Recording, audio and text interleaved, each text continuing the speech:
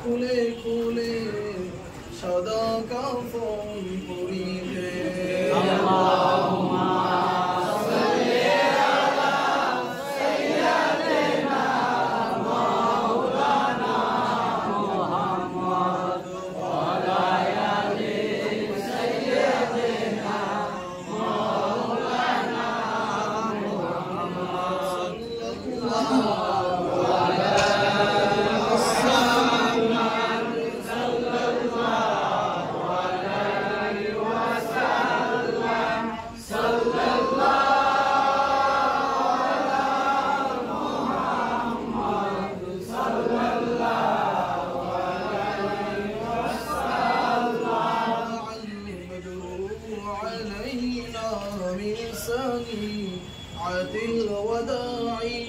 وجب الشكر علينا مدعا لله داعي صلى الله على محمد صلى الله عليه وسلم صلى الله على محمد صلى الله عليه وسلم إلا الله لا إله إلا الله لا إله إلا الله لا إله إلا الله لا إله إلا الله لا إله إلا الله لا إله إلا الله لا إله إلا الله لا إله إلا الله لا إله إلا الله لا إله إلا الله لا إله إلا الله إلا الله محمد رسول الله بلغ العلا بكماله كشف الدجى بجماله حسنت الجميع خصاله صلوا عليه وعليه صلوا يا قوم صلوا على رسول الأمين مصطفى رجاء الله رحمة للعالمين الصلاة والسلام عليك يا رسول الله الصلاة والسلام عليك يا أمين الله الصلاة والسلام عليك يا شفيع المذنبين الصلاة والسلام عليك يا رحمة للعالمين أستغفر الله ربي من كل ذنب وأتوب إليه لا حول ولا قوة إلا بالله العلي العظيم أستغفر الله ربي من كل ذنب وأتوب إليه لا حول ولا قوة إلا بالله العلي العظيم أستغفر الله ربي من كل ذنب وأتوب إليه لا حول ولا قوة إلا بالله العلي العظيم شكرا لك بسم الله الرحمن الرحيم لم يلد ولم يولد ولم يكن له بسم الله الرحمن الرحيم لم يلد ولم يولد ولم يكن له بسم الله الرحمن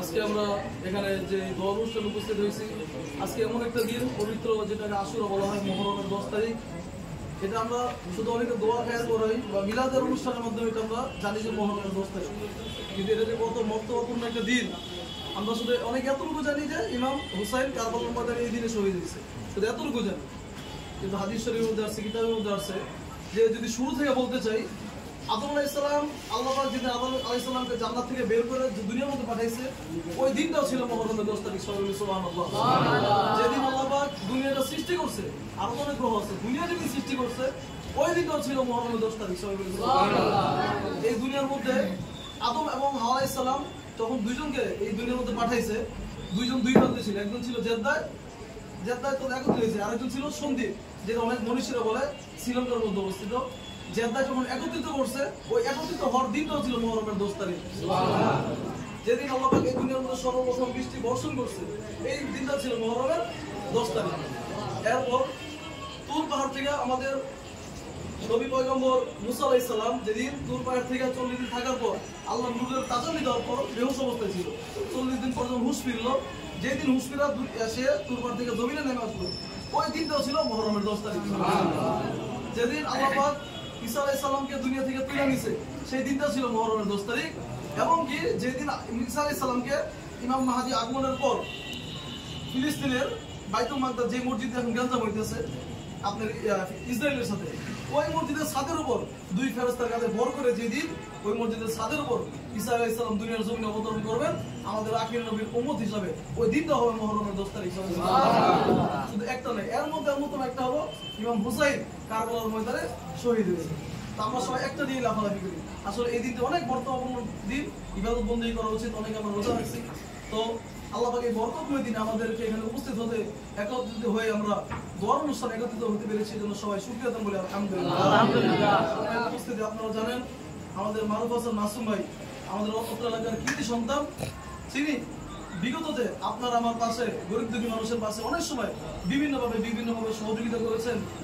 তখন ওনায় কোনো বিনিময় চাইনি আপনাদের কাছ থেকে। গরিব দুঃখী হোক, কেউ ছেলে বিয়ে দিতে পারতেছে না, মুসলমানই হোক, সে জানাই হোক, প্রকাশ্যে হোক, মিডিয়ার মাধ্যমে হোক, গোপনে হোক, আমরা জানি অনেক উপকার করছে। এটা আমরা একটু স্বীকার করি আর না করি, যেটা আমি নিজেও সেটা ভুক্তভোগী। এবং এলাকার মধ্যে মসজিদ মাদ্রাসাগুলোর মধ্যে কারণ চলে গেল, যখন লোডশেডিং ছিল তখন বাচ্চাদের পড়ালেখা করতে কষ্ট হইতো, মসজিদের মুসল্লিদের নামাজে কষ্ট হইতো। তো প্রত্যেকটা মুসল্লিদের মসজিদের মধ্যে, মাদ্রাসার মধ্যে এবং আমার মাদ্রাসার মধ্যে সৌর বিদ্যুৎ, যেটাকে সোলার, এই সোলারের ব্যবস্থাগুলো করে দিয়েছেন তিনি।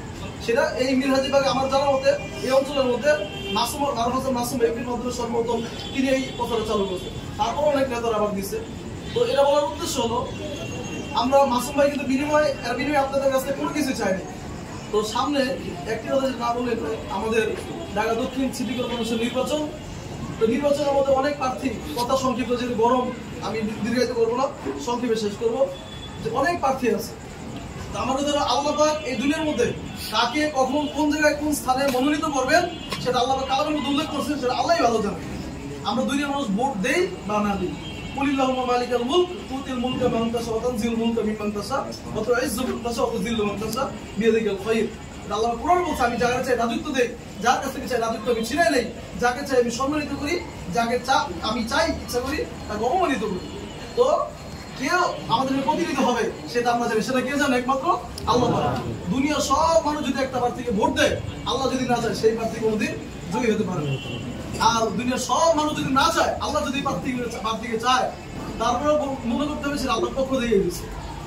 অনেকে কষ্ট করতে পারেন, বিভিন্ন দলীয় লোক থাকতে পারেন, সেটা আমি রাজনৈতিক ব্যক্তি না, আমি আপনাদের সর্বসাধারণ সন্তান, কারো ভাই, কারো বন্ধু, কারো সন্তানের সমতুল্য। অনেকে বলতে পারেন যে অনেক সময় ভোট তারা নির্বাচিত হয়েছে, সেটা আমরা যদি মনে করি সেটা তাদের ক্ষমতা না, এটা ক্ষমতায় না।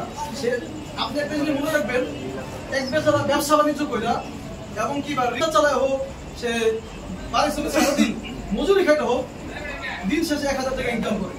ঠিক সেম আরেক ব্যক্তি ঘরের মধ্যে শুয়ে থেকে সে টাকা যে কোনো আপনার অবৈধ পন্থায়, সেটা আমি বলতে চাই না, অবৈধ পন্থায় টাকা কাজে লাগায় সে শুয়ে থেকে রাত্রে সে দিন শেষে 1000 টাকা ইনকাম করে। আচ্ছা আপনারা বলুন, যে বেচারা সারাদিন খাইটা 1000 টাকা ইনকাম করছে আর যে বেচারা ঘরে শুয়ে থেকে ইনকাম করছে, সেই দুইটা ইনকামের মধ্যে অবশ্যই তফাৎ আছে না?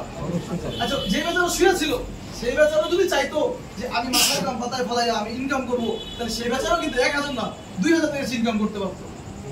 কিন্তু আল্লাহ পাক তার রিজিকটা বাইরে রাখছিল, কিন্তু সে অবৈধ উপার্জনের দ্বারা সে ওই রিজিকটাই তার ঘরের মধ্যে সে নিছে। কিন্তু ওই রিজিকটা যদি কেউ 10,000 টাকা ইনকাম করে, মনে করতে সেই রিজিকটা আল্লাহ আমার জন্য বরাদ্দ রাখছে, কিন্তু আমি হালাল পন্থায় উপার্জন করি নাই, আমি হারাম পন্থায় উপার্জন করছি। কেউ দেখবেন আপনারা সুদ ঘুষের টাকা খায়া লক্ষ লক্ষ টাকা, কোটি কোটি টাকার মালিক হয়েছে, তাই করে আল্লাহ তাহলে এর রিজিক আল্লাহ হারাম ভাবে রাখছিল না? সে এত টাকার মালিকই দুনিয়ার মতো হয়তো মৃত্যুর আগ পর্যন্ত, কিন্তু হয় নাই কেন? সে আল্লাহর দিকে তাওয়াক্কুল না করে, হালালের মধ্যে সে তাওয়াক্কুল না করে সে হারামের মধ্যে হাত দিছে, যার কারণে সে আল্লাহ পাক তাকে হারামের দ্বারা বড়লোক বানাইছে, হালালের দ্বারা সে বড়লোক হয় নাই। তো আমার ভাইরা, এটা বলার উদ্দেশ্য হলো যদি কেউ ভোট পায়া হোক বা না পায়াও যদি হয়, তাহলে মনে করতে হবে সে সঠিকভাবে সহিভাবে যদি নির্বাচন হইতো সে পাস করতো, কিন্তু সে সেটা না করে অবৈধভাবে সে ক্ষমতার চেয়ারে বসতে চাইছে। এই জন্য আল্লাহ তার মনের আশা দুনিয়ার মধ্যে তারা সেটা ফায়সালা দিয়েছে, পরকালে সেটা সে যা পাবে।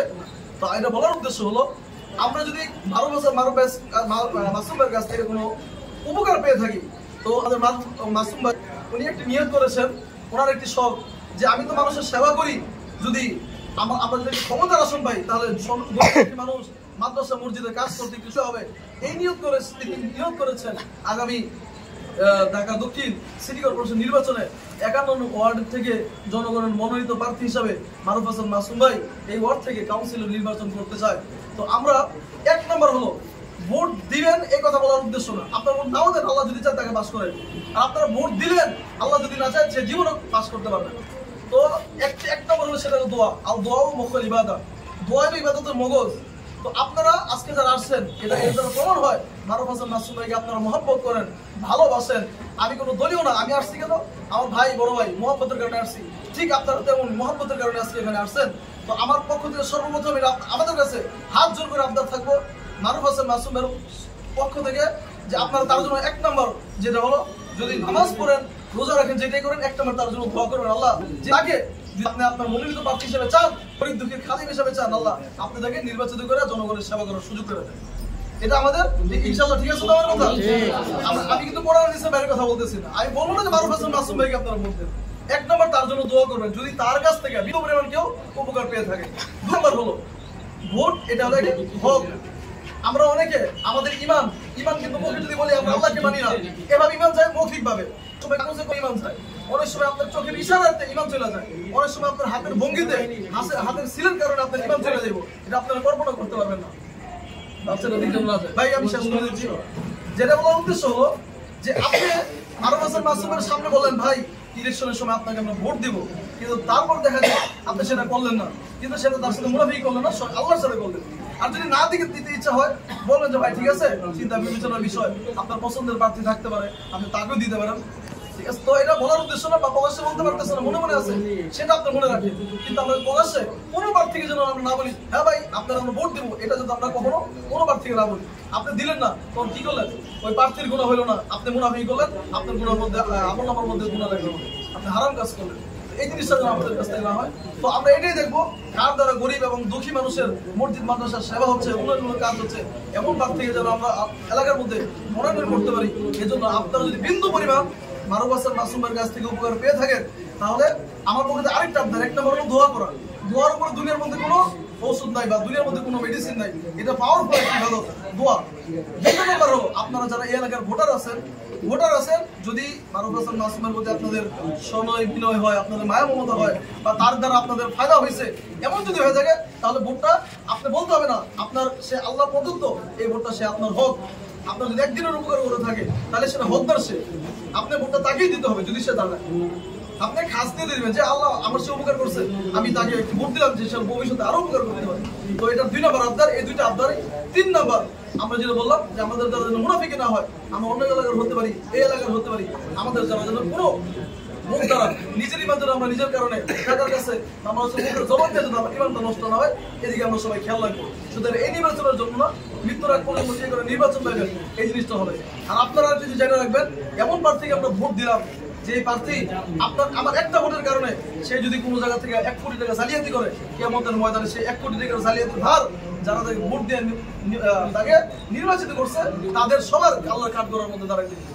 সে যদি বাবাচার কাজে লিপ্ত হয়, তাহলে সেটাও তার যারা ভোট দিয়ে তাকে নির্বাচিত করছে তাদের সকলের কান্দে সেটা বাইবেল বহন করতে হবে, আল্লাহর কাঠ করে তাদেরকে দাঁড়াই দেবে। সুতরাং আমার ভাইয়েরা, আমি যেটা বলছি আমি কারো পক্ষ নিয়ে কথা বলি নাই, যেটা আপনারা হক কোরআন এবং হাদিস দ্বারা বলছি, আপনারা সহিভাবে নির্বাচন করবেন, বা যাকে আপনার মনোনীত প্রার্থী হয় বা আপনারা যারা আসছেন এর দ্বারা বলছি এটাই প্রমাণিত আপনারা মারুফ হাসান মাসুম ভাইকে মহব্বত করেন, ভালোবাসেন, এজন্য আসছে আপনারা এখানে আসছেন। নচেত আপনাদের এই মানুষগুলো 1000 টাকা দিয়েও এখানে আপনার একত্রিত করা যাইতো না। অনেক প্রার্থী আছে, অনেক নেতারা দেখছি যে 500, 1000, 2000 টাকা দিয়ে তারা লোক জড়ো করে, তারা মিটিং করে, মিছিল করে। তো আপনারা আসছেন, ভালোবাসার পরিচয় দিচ্ছেন, আলহামদুলিল্লাহ। আমি আপনাদের অন্তরে দোয়া করি, আরো দোয়া করবো যাদের মা বন্ধুকার খবরে চলে গেছে তাদের জন্য আজকে মুহররমের রাত, এই বরকতময় একটি রাত, আপনাদের সকলের জন্য দোয়া করি, মা বাবার জন্য দোয়া করি। বিশেষ করে নারফাসল মাসুম ভাই, তার বাবাও দুনিয়ার মধ্যে নাই, আমার দাদা এবং দাদি দুনিয়ার মধ্যে নাই, আরো ময়মুর বিচার অন্ধকার কবরে চলে গেছে। অত্র থেকে সবার জন্য দোয়া করি, আর সবার ব্যবসা বাণিজ্যের জন্য দোয়া করি। আরেক ছোট ভাই সাব্বির, সে ব্যবসা দিয়েছে, তার ব্যবসার জন্য দোয়া চাইছে, আল্লাহ যেন হাসিল করে। সবার জন্য আমরা সবাই দোয়া করি। জি, সবাই সবার জন্য দোয়া করি। রব্বিল আলামিন। রব্বানা যালামনা ওয়া ইন লাম তাগফির লানা ওয়া তারহামনা লানাকুনান্না মিনাল খাসিরিন। রব্বানা আতিনা ফিদ দুনিয়া হাসানাহ وفي الآخرة حسنة وقنا عذاب النار رب ارحمهما كما ربياني صغيرا رب اغفر وارحم وأنت خير الراحمين ربنا لا تزغ قلوبنا بعد إذ هديتنا وهب لنا من لدنك رحمة إنك أنت الوهاب আল্লাহ তাআলা পবিত্র আসরের দিন অতিবাহিত করে আল্লাহ গভীর রজনী আল্লাহ এসে নামাজের পর আল্লাহ তাআলা আমরা নাফরমান গুনাহগার বান্দা, আল্লাহ আমি নাফরমান গুনাহগার, জীবন বাইরে হাত তুলেছি, মুরব্বি বাবাজিদের হাত তুলেছি, আল্লাহ সাদাতের বান্দারা হাত তুলেছে। তুমি বলেছো সাদাতের বান্দা নজর করে দেখো কত সাদাতের বান্দারা হাত তুলো। আল্লাহ এই বাবাজিদের হাতের খাতিরে আমাদের প্রত্যেকের দোয়া মুনাজাত কবুল মঞ্জুর করে নাও। আল্লাহ যুবক ভাইগুলো হাত তুলেছে, যুবক ভাইগুলোকে আল্লাহ তুমি খালেদ বিন ওলীদের মতো বানায় দাও আল্লাহ, মসজিদ মুখী বানায় দাও, পাঁচ ওয়াক্ত নামাজি বানায় দাও আল্লাহ। আল্লাহ তোমার হাবিবের খাঁটি উম্মত হিসেবে আল্লাহ তুমি কবুল মঞ্জুর করে নাও আল্লাহ। তোমার হাবিব বলেছে আল্লাহ, যে সমাজের যুবক ভালো হয় সমাজ তো ভালো হয়ে যায়, যে দেশের যুবক ভালো হয় ওই দেশটা ভালো হয়ে যায়। আল্লাহ তাআলা আমাদের দেশের যুবকগুলোকে আল্লাহ তুমি দিনদার নেককার নামাজি বানায় দাও আল্লাহ। আল্লাহ খাস করে আল্লাহ আমাদের দেশের মধ্যে আল্লাহ যে ইহা কাদার নামা চলতেছে আল্লাহ তাআলা ছাত্রগুলো আল্লাহ তাদের ন্যায্য অধিকার নিয়ে পথের মধ্যে নামছে, রাস্তায় নামছে আল্লাহ সেই অধিকার বাস্তবায়ন করতে পারে আল্লাহ তুমি সেই তৌফিক দাও আল্লাহ। আল্লাহ সরকারি দল বিরোধী দলের মধ্যে আল্লাহ তুমি মহব্বত দিয়ে দাও আল্লাহ। আল্লাহ তাআলা তাদের কমিলের কারণে জ্ঞান দেওয়ার কারণে আল্লাহ সাধারণ মানুষ যত নিহত না হয় আল্লাহ, আল্লাহ তুমি সেই ফয়সালা করে দাও আল্লাহ। কোন মার বুক যেন খালি না হয় সেই ফয়সালা করে দাও আল্লাহ। আল্লাহ দেশের মধ্যে খলিফা ওমরের মতো রাষ্ট্রপ্রধান দিয়ে দাও আল্লাহ। আল্লাহ খলিফা ওমরের মতো আল্লাহ রাষ্ট্রপ্রধান থেকে আমাদের দেশের মধ্যে দিয়ে দাও আল্লাহ। আল্লাহ আমরা যারা হাত তুলেছি আল্লাহ মাবুদ, আল্লাহ তারা সকলের হাত তুলতে কবুল করে আল্লাহ। ওই ফিলিস্তিনের মাজলুম মুসলমানদেরকে কবুল করো আল্লাহ। আল্লাহ তাআলা আমরা তো কত শান্তিতে আছি আল্লাহ। আল্লাহ আল্লাহ তাআলা তারা রাত্রে ঘুমাইলে সকালে জীবিত হয়ে যাচ্ছে পারবে কিনা সেই নিয়োগ করতে পারেন আল্লাহ। ওই মুসলমানদের সাহায্য করে আল্লাহ তুমি নিতে পারো, তুমি ছাড়া আমাদের সাহায্যকারী কেউ নাই আল্লাহ, তুমি আমাদের সাহায্যকারী আল্লাহ। ফিলিস্তিনের মুসলমানদেরকে রিজিকের ব্যবস্থা তুমি তোমার বাইরে খাজানা থেকে আল্লাহ তুমি করে দাও আল্লাহ। আল্লাহ আমাদের হাত তুলেছে আমাদের মধ্যে জান্নাতুল ফেরদাউসের বাগিচা বানিয়ে দাও আল্লাহ। আল্লাহ তাআলা দুনিয়াতে থাকতে চলো আমাদের শীতের রজনীতে আল্লাহ কম্বল দিয়ে লেপ দিয়ে পেঁচাইয়া যত যত্নে রাখছে আল্লাহ, ওই মা বাবার কবরটাকে আল্লাহ আল্লাহ জান্নাতেই কম্বল দিয়ে তুমি তাদেরকে শান্তিতে রাখো আল্লাহ। আল্লাহ যাদের বাবা মা জীবিত আছে নেক হায়াত দরাজ করে দাও আল্লাহ, যতদিন বাঁচায় রাখবা সুস্থ শরীর মানে হতে বাঁচায় রাখো আল্লাহ।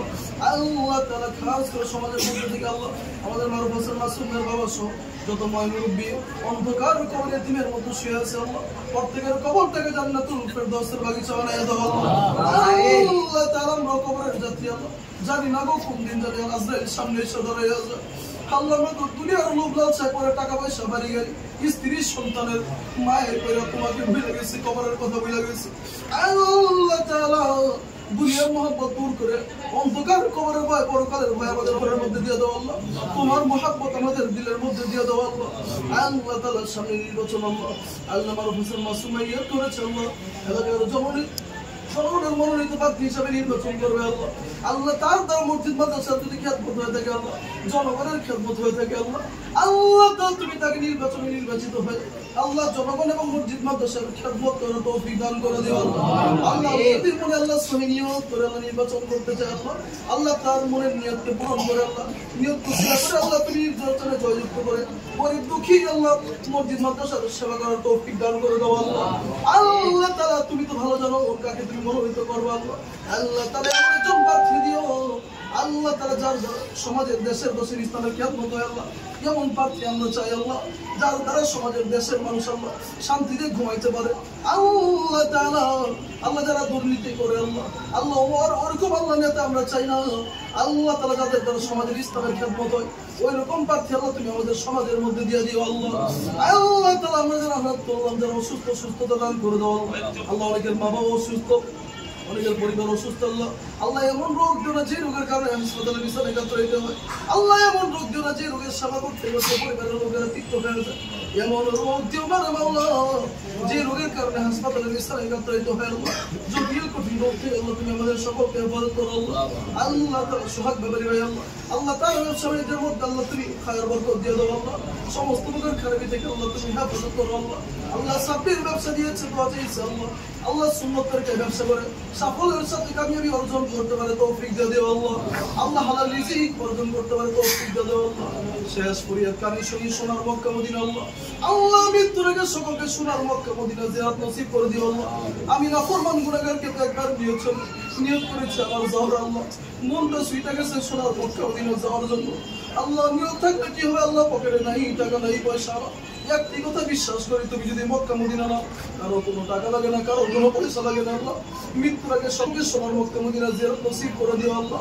স্বপ্ন যুগেই সোনার মক্কা মদিনার সোনার মানুষ হুজুরে পাক সাল্লাল্লাহু আলাইহি ওয়াসাল্লামের স্বপ্ন যুগে দেখাইয়া দিও আল্লাহ। যেদিন আমাদের সামনে আজরাইল পাঠাইবা রমজান মাসে লাইলাতুল কদর রাতে আজরাইল পাঠাইও, জুমার দিন নামাজরত অবস্থায় আজরাইল পাঠাইও আল্লাহ। জানি না কোন দোকানের কাপড়ের কাপড় আমাদের জন্য অপেক্ষা করতেছে জানি না, কোন ছাড়ের বার জানি আমাদের জন্য অপেক্ষা করতেছে জানি না, কোন গুরুস্থানের মাটি জানি আমাদের জন্য অপেক্ষা করতেছে জানি না। যেদিন আমাদের সামনে মালাকুল মউত আজরাইল পাঠাইয়া যেদিন ওই মসজিদের কোনার চার পায়ের পালকিখানা আমাদের ঘরের দরজায় হাজির করো, ওই দিন মেহেরবানি করে সকলের জবাবে জারি রেখে দিও মধুর কলমাটা একবার